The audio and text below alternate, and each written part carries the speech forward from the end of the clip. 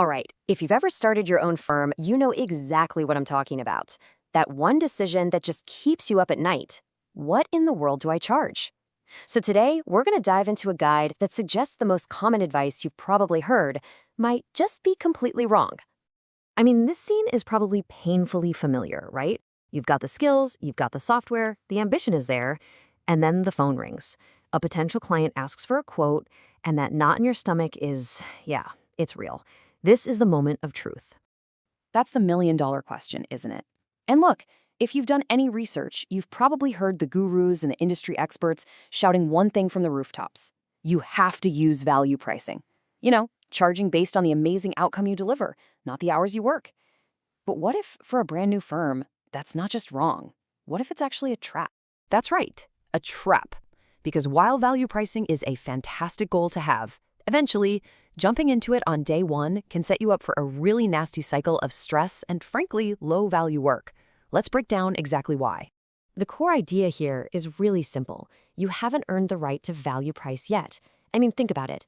Value pricing works when you have brand recognition, a proven track record, and deep, deep expertise. As a new firm, you're basically starting from zero on all three. Charging for a value that the market doesn't even recognize yet can and will backfire, and fast. So before we even think about setting a price, we need to have a serious reality check about where a new firm actually stands in the marketplace. It's less about what you think you're worth and way more about how the market actually sees you. Now, this is where it gets really interesting. The gap between the dream and the reality. So in your head, you're this specialist, right? Ready to charge those premium fees. But the market, honestly, it just sees you as a substitute for any other local firm.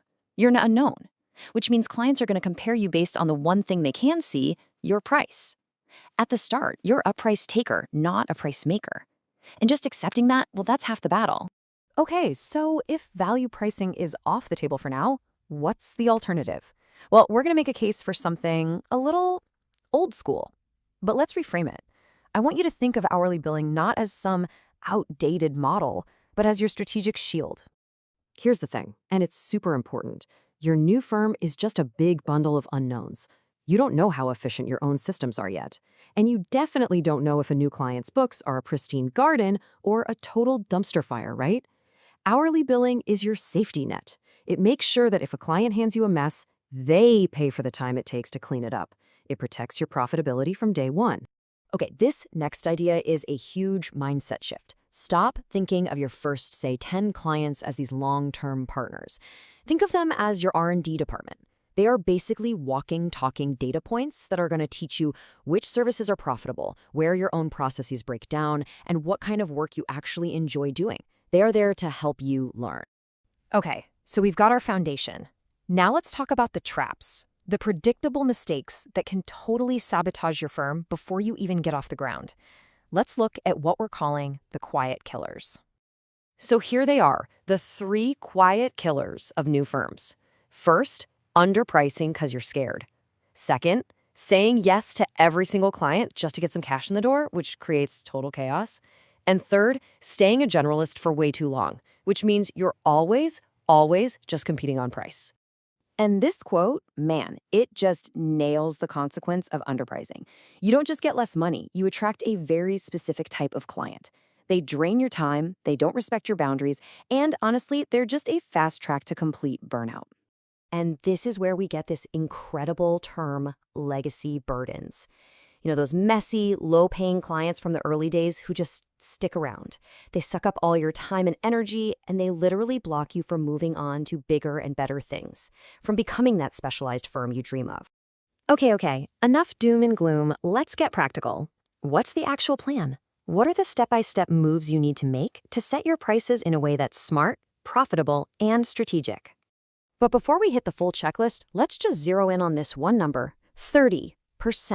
And listen, this isn't just your profit. This is the money that covers all that non-billable time. The marketing, the admin, all of it. It's the cash you absolutely need to actually grow the business. All right, here's your 5-step playbook. 1, figure out your absolute minimum workable rate based on your salary and overheads. 2, go do your homework. Research what the local market is charging for basic work. 3, add that 30% margin we just talked about, minimum. 4, get everything in writing with a rock-solid engagement letter. Seriously, this is non-negotiable. And 5, never ever quote blind. Always do a discovery call first to see what you're really getting into. So what's the whole point of all this? What's the end game? Look, the goal of this entire first phase, the hourly billing, the R&D clients, the careful planning, it isn't to build a business that serves everybody forever. It's all about gathering enough data and experience over those first 6 months to identify a profitable niche. That is your exit ramp from being a price taker to becoming a true specialist. And all of this really boils down to one final, pretty tough question. I want you to really look at your pricing strategy, whether you're just starting out or you've been at this for a while. Is it building a real business that you're excited about? Or have you accidentally just built yourself a really, really stressful job? It's a question worth spending some time on, for sure.